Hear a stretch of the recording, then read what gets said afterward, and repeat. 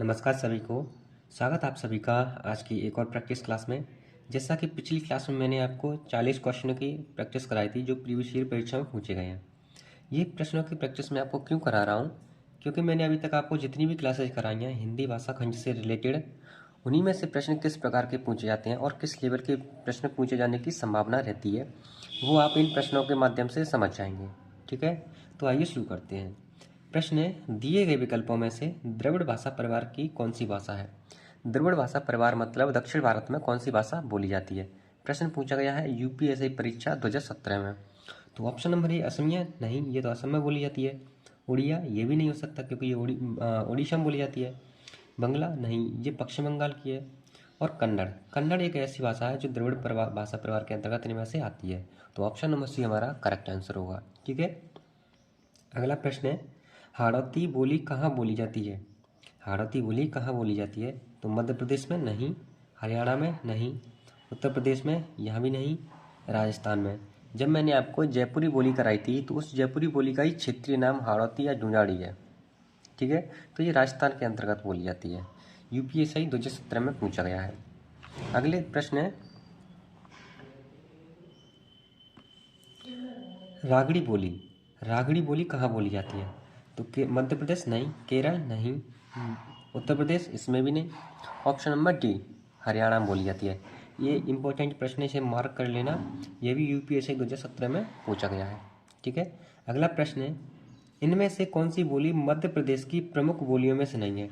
यानी मध्य प्रदेश की प्रमुख बोलियों में से नहीं है। निमाड़ी मध्य प्रदेश में बोली जाती है, बुंदेली मध्य प्रदेश के अंतर्गत आती है, मालवी भी मध्य प्रदेश के अंतर्गत आती है, लेकिन बांगरू, बांगरू मध्य प्रदेश के अंतर्गत नहीं आती, ये हरियाणा के अंतर्गत आती है। ठीक है, तो चलिए अगले प्रश्न पर। अगला प्रश्न है, बघेली बोली किस क्षेत्र की बोली है। जब मैंने इन बोलियों को आपको डिस्कस कराया था तब मैंने इनके क्षेत्र भी बताए थे। वो क्षेत्र मैंने क्यों बताए थे, क्योंकि मैंने प्रीवियस ईयर एनालिसिस किए थे कि क्षेत्रों से भी प्रश्न पूछे जाते हैं कि कौन सी बोली किस क्षेत्र में बोली जाती है मुख्यतः। तो बघेली जो है वो जबलपुर में बोली जाती है। कहाँ पर बोली जाती है, जबलपुर में। यानी ऑप्शन नंबर सी हमारा करेक्ट आंसर होगा। ये प्रश्न भी यूपीएससी परीक्षा में पूछा गया है।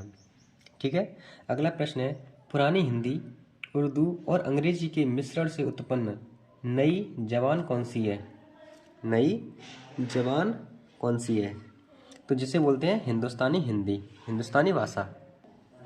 यानी इसका कहने का मतलब है कि इन तीनों भाषाओं के मिश्रण से, इन तीनों भाषाओं के मिश्रण से जो जबान भाषा या नवीन भाषा बनी है उसे कहते हैं हिंदुस्तानी भाषा। ये प्रश्न भी यूपीएससी परीक्षा में पूछा गया है। ठीक है, आपको आइडिया हो रहा होगा कि परीक्षा कितने लेवल की होती है। जैसे यूपीएससी एक अच्छी लेवल की परीक्षा है तो उसमें देखो प्रश्न कितना घुमाकर पूछा है ना। तो इस प्रश्न को नोट डाउन कर लेना। अगला प्रश्न है, पश्चिमी हिंदी की कितनी बोलियां हैं। पश्चिमी हिंदी जब मैंने आपको कराई थी उसके अंतर्गत मैंने आपको 5 बोली कराई थी, जिसकी शॉर्ट ट्रिक थी कब कब है। का से खड़ी बोली जिसे कौरवी बोलते हैं, ब से बांगरू, फिर का से कन्नौजी, ब से बुंदेली और ह से हरियाणवी। ये 5 बोली कराई थी। ये प्रश्न भी यूपी टीजीटी परीक्षा में पूछा गया है। मैंने आपको कहा था कि मैं आपको जितना भी सिलेबस कराऊं वो यूपी टीजीटी पीजी तक सफिशिएंट रहेगा। ठीक है, किसी सीमित क्षेत्र में बोली जाने वाली स्थानीय भाषा क्या कहते हैं। जब मैंने आपको बोली, विभाषा, उपभाषा, भाषा पढ़ाई थी तब मैंने आपको बताया था कि बोली का जो क्षेत्र होता है वो सीमित क्षेत्र होता है। तो इसे राजभाषा कहेंगे नहीं, उपभाषा कहेंगे नहीं, राष्ट्रीय भाषा अपने भारत की है ही नहीं। तो option number C correct answer हो जाएगा। बोली, बोली का ही सीमित क्षेत्र है। यूपी टीजीटी परीक्षा 2000 कितने में पूछा गया है, ये 2017 में पूछा गया है। ठीक है, अगला प्रश्न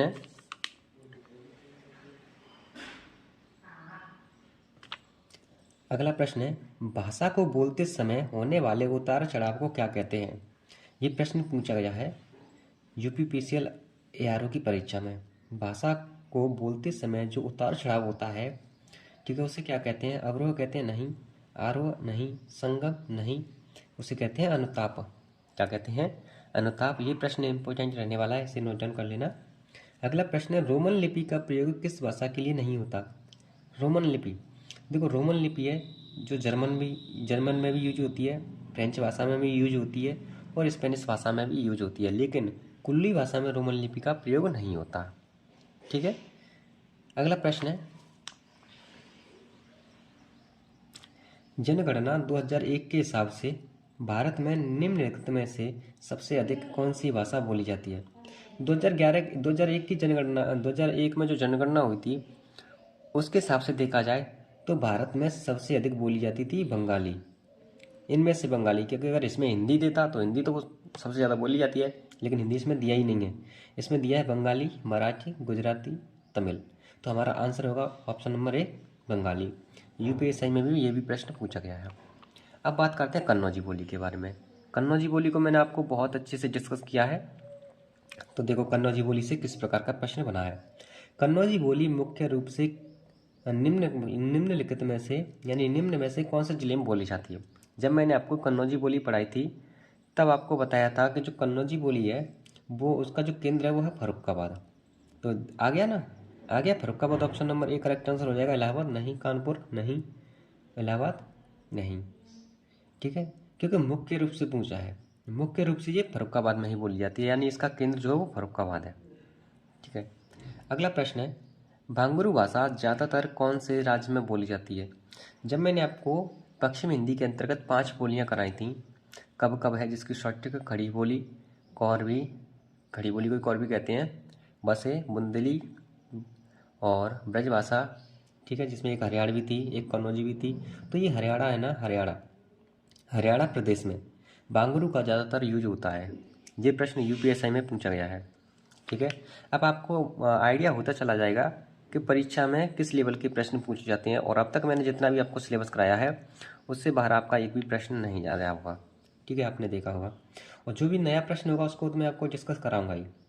हिंदी के स्थान पर अंग्रेजी को सन 1855 में भारत की शिक्षा और प्रशासन की भाषा के रूप में किसने स्थापित किया? तो ये थे लॉर्ड मैकाले। लॉर्ड मैकाले ने स्थापित किया था। Option number A correct answer हो जाएगा। ये भी यूपीएससी में पूछा गया है, इस प्रश्न को नोट डाउन कर लेना। अगला प्रश्न है, भाषा के क्षेत्रीय रूप को क्या कहा जाता है?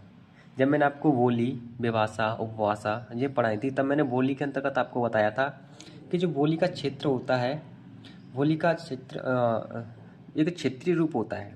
बोली एक क्षेत्रीय रूप, इसका जो मैंने आपको बताया था, बोली क्षेत्रीय रूप होता है बोली का। तो ऑप्शन नंबर बी हमारा करेक्ट आंसर हो जाएगा, ठीक है। आइए अगले प्रश्न पर चलते हैं। अगला प्रश्न है, निम्नलिखित में से कौन सा भाषा का मौखिक रूप है? अब यहाँ पर आप बताओ भाषा का मौखिक रूप कौन सा इनमें से? पत्र, पत्र तो हो ही नहीं सकता क्योंकि पत्र तो हम लिखते हैं। निबंध भी नहीं हो सकता, ऑप्शन एलिमिनेशन का प्रयोग कर सकते हैं। परियोजना नहीं। परिचर्चा, परिचर्चा यानी हम जब दूसरे व्यक्तियों की चर्चा कराते हैं तो वो हम अपने अपने मुख से करते हैं, यानी उसे लिखकर नहीं करते। तो यही मौखिक रूप है परिचर्चा, यानी दूसरों की जैसे हम चुगली करते हैं ना, दूसरों की चुगली करना, दूसरों पर व्यंग्य करना, ये होती है परिचर्चा। ये प्रश्न यूपीएससी 2017 में पूछा गया है। मैंने आपको कहा था ना, मैं आपको इस प्रश्न को नोट डाउन कर लेना, ये शायद उसमें नहीं है ना, ये नया प्रश्न है। कन्नड़ का संबंध किस भाषा परिवार से है? जब मैंने आपको भाषा परिवार पढ़ाए थे तब मैंने आपको उनकी भाषाओं का, उनकी बोलियों को डिस्कस कराया था, ठीक है। इसे देव भाषा परिवार कोई है ही नहीं, देव भाषा परिवार तो है ही नहीं। आर्य भाषा परिवार नहीं, भैरवी भाषा परिवार ये भी नहीं। Option number D correct answer हो जाएगा, द्रविड़ भाषा परिवार। ये प्रश्न पूछा गया है अमीन परीक्षा 2016 में। अमीन करके कोई परीक्षा होती है, ठीक है। अगला प्रश्न है, खड़ी बोली, हिंदी खड़ी बोली किस अपभ्रंश से विकसित है? हिंदी खड़ी बोली किस अपभ्रंश से विकसित है? जब मैंने आपको 7 अपभ्रंश पढ़ाए थे तो मैंने आपको ये भी पढ़ाया था कि जो खड़ी बोली है वो हमारी शौरसेनी अपभ्रंश से विकसित है। किस अपभ्रंश से विकसित है? शौरसेनी अपभ्रंश से, ठीक है। अगला प्रश्न है, हिंदी भाषा की बोलियों के वर्गीकरण के आधार पर छत्तीसगढ़ी बोली किसके अंतर्गत आती है? जब मैंने आपको पूर्वी हिंदी के बारे में बताया था ना, पूर्वी हिंदी के अंतर्गत 3 बोलियाँ आती हैं, ए बी सी, अवधी, बघेली और छत्तीसगढ़ी। अवधी, बघेली, छत्तीसगढ़ी। तो छत्तीसगढ़ी जो बोली है वो पूर्वी हिंदी के अंतर्गत आती है, यानी ऑप्शन नंबर सी हमारा करेक्ट आंसर हो जाएगा। प्रश्न पूछा गया है कनिष्ठ सहायक परीक्षा 2016 में। अगला प्रश्न